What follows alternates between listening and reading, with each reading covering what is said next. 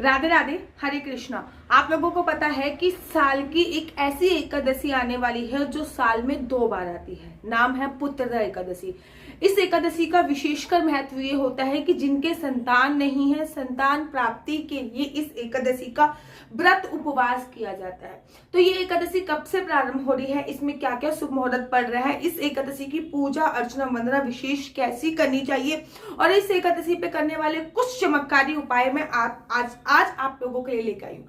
आप लोगों को पता है कि एकादशी का जो व्रत होता है वो एक दिन का व्रत नहीं होता। एकादशी का जो व्रत होता है वो त्रिदिवसीय व्रत की श्रेणी में आता है, अर्थात 10वीं तिथि की रात्रि से ही व्रत के जो नियम होते हैं उनका पालन होना प्रारंभ हो जाता है। एकादशी जो प्रारंभ हो रही है, मैंने सारा पंचांग से लिखा हुआ है, वो 20 तारीख की शाम को 7:26 पे हो रही है। आप समझिए कि 7:30 बजे के आसपास एकादशी प्रारंभ हो जाएगी और उसके बाद 21 तारीख को शाम को 7:26 पे खत्म हो जाएगी। 7:30 बजे से एकादशी प्रारंभ हो रही है और 7:30 बजे ही एकादशी खत्म हो जाएगी। उदया तिथि के अनुसार एकादशी का जो व्रत रखा जाएगा, उदया तिथि वो होती है जिस तिथि में सूर्य उदय होता है। तो सूर्य उदय के साथ जो एकादशी मिल रही है हमको, वो 21 तारीख की मिल रही है। आप वृंदावन में देख लीजिए, आप बांके बिहारी जी के मंदिर में, राधा माधव चैतन्य गौड़ संप्रदाय इस्कॉन टेम्पल खाटू श्याम, कहीं भी देख लीजिए, जो एकादशी का व्रत रखा जा रहा है वो 21 तारीख का ही रखा जा रहा है। 21 तारीख को बड़ी धूमधाम से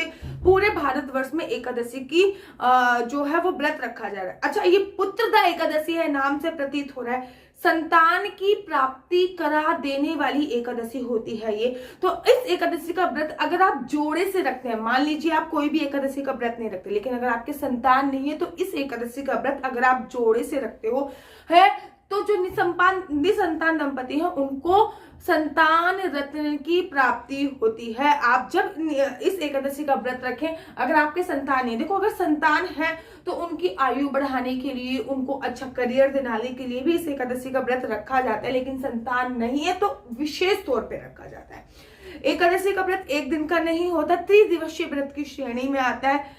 10वीं तिथि की रात्रि से ही व्रत के जो नियम होते हैं वो फॉलो करने होते हैं। 10वीं तिथि की रात्रि को मांस, मदिरा, लहसुन, प्याज, मसूर की दाल, चावल का सेवन नहीं करना चाहिए, पृथ्वी शयन करना चाहिए और संपूर्णतः ब्रह्मचर्य का पालन करना चाहिए। अब आप सोच लीजिए कि 20 तारीख को आपको चावल नहीं खाने, सूर्यास्त के बाद भोजन नहीं खाना, मांस, मदिरा, लहसुन, प्याज नहीं खानी और मसूर की दाल का सेवन भी नहीं करना और सूर्यास्त के बाद तो भोजन ही नहीं करना। उसके बाद एकादशी वाले दिन सुबह सुबह आपको ब्रह्म मुहूर्त में उठना होता है और जब आप सुबह सुबह ब्रह्म मुहूर्त में उठेंगे उसके बाद स्नान करना है। तो स्नान करने के बाद आपको व्रत का संकल्प लेना है कि मैं केवल इस एकादशी का व्रत रख रही हूँ, मैं निर्जला व्रत रख रही हूँ, मैं निराहार व्रत रख रही हूँ या फिर मैं एक समय भोजन करके व्रत रख रही हूँ। भैया संतान जो होते हैं, संतान प्राप्ति बहुत बड़ी प्राप्ति होती है, आपको इसका व्रत रखना बहुत ज्यादा आवश्यक होता है। तो आप संतान प्राप्ति के लिए भी रख सकते हैं, अगर आप पहली बार रख रहे हैं तब भी रख सकते हैं, केवल संतान प्राप्ति के लिए रखें तब। तो पहले आपको संकल्प लेना होता है, फिर कथा पढ़नी होती है, पूरे दिन किसी की निंदा चुगली इत्यादि नहीं करनी होती, इस बात का आपको ध्यान देखना होता है।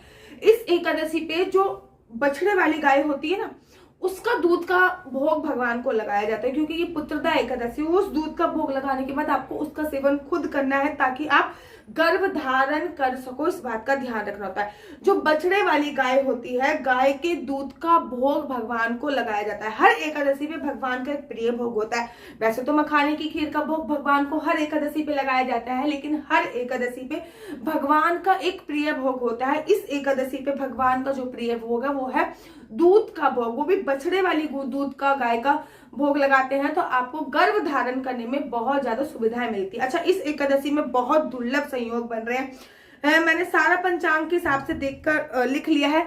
इस एकादशी पे 5 ऐसे संयोग बन रहे हैं जो मैं आपको बता रही हूँ। नंबर 1 सर्वथा सिद्धि योग बन रहा है, जो कि सुबह सुबह 3 बजे से प्रारंभ हो रहा है और शाम को 7 बजे तक रहने वाला है, जो कि सुबह सुबह 3 बजे से लेकर 7:30 बजे तक रहने वाला है। इसको सर्वदा सिद्धि योग बोलते हैं। ब्रह्म योग बन रहा है इस एकादशी पर, जो कि 10 बजे से प्रारंभ होने वाला है, जो कि अगले दिन सुबह तक रहने वाला है। 21 तारीख को 10 बजे से प्रारंभ हुआ, जो कि 22 तारीख को रहने वाला है। बहुत अच्छा योग है। शुक्ल योग बन रहा है इस दिन, जो कि रात को 7:26 से प्रारंभ हो रहा है 20 तारीख को और अगले दिन 7:26 पे ही खत्म होगा। पूरे दिन आपको यह योग मिल रहा है। इस योग में पूजा अर्चना वंदना करने से आपको अनंत गुना फल की प्राप्ति होती है।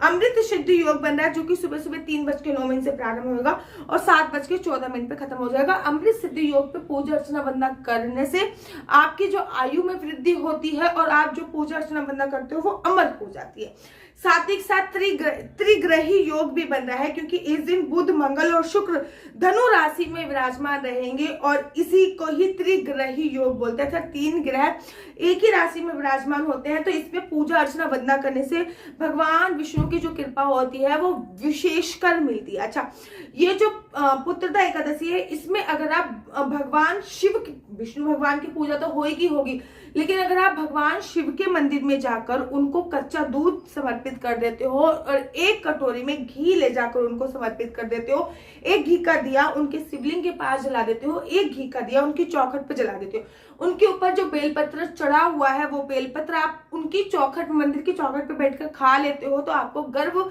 धारण करने में बहुत बहुत बहुत ज्यादा हेल्पफुल होता है। अर्थात आपके मां बनने के चांसेस बहुत ज्यादा बढ़ जाते हैं। एक बेलपत्र आपको खुद खाना है, एक बेलपत्र अपने हस्बैंड को देना है। बेलपत्र में 3 पत्ती होती है, तीनों पत्ती चबा चबा के खानी होती है और एक बेलपत्ती आपको दे, और साथ ही के साथ आपको खीर भी भगवान भोले बाबा पे समर्पित करनी होती है। अच्छा, खीर व्रत की तो व्रत है तो ऑब्वियसली बात है चावल की खीर बनेगी, तो मखाने की जो खीर होती है वो भगवान भोले बाबा पे समर्पित कीजिए, दूध समर्पित कीजिए और घृत समर्पित कीजिए। उसके बाद शिवलिंग से उठाइए आप बेलपत्र और उसको जो मंदिर की दहलीज है उस पे बैठकर चबा चबा के खा लीजिए। इस बात का ध्यान रखना है। साथ ही के साथ अगर इस एकादशी पर आप अखंड ज्योत जलाते हो और अखंड ज्योत जलाते हो ये मांगते हो कि भगवान मैं गर्भ धारण कर लूं और मेरे एक उत्तम संतान हो, मैं कभी ये नहीं कहती कि बेटा बेटी हो, संतान की प्राप्ति हो, संतान सुख ही सर्वोत्तम होता है, ठीक है ना, संतान की प्राप्ति हो, तब भी आपको संतान की प्राप्ति होती है।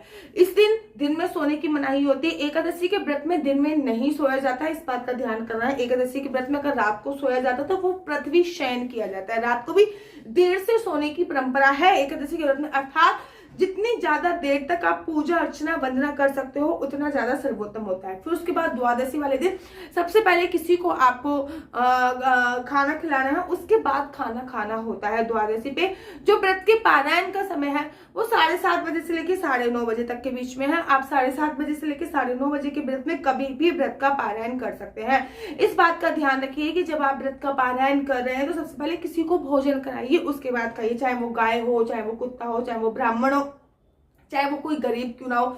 अगर कोई भी नहीं मिल रहा तो पैसे निकाल के रख दीजिए। तो आशा करती हूँ कि आपको मेरी ये वीडियो अच्छी लगती होगी। अगर आपको मेरी वीडियो अच्छी लगती है तो आप अपना YouTube चैनल हरि बोल को लाइक शेयर सब्सक्राइब करना बिल्कुल भी मत भूलिए। तब तक के लिए मुझे दीजिए इजाजत। राधे राधे, हरे कृष्णा, हरि बोल।